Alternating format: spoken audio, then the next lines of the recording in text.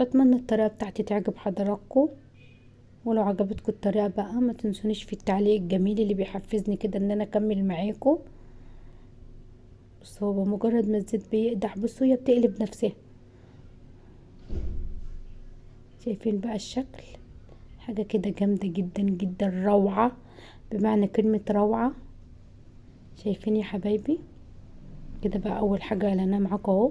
انا بقى عشان ما اطولش على حضراتكم انا هقلي الكمية كلها وارجع لحضراتكم اوريكم بقى وصلنا لحد فين. كده بقى بعد ما قلينا الكمية كلها، شايفين العظمة؟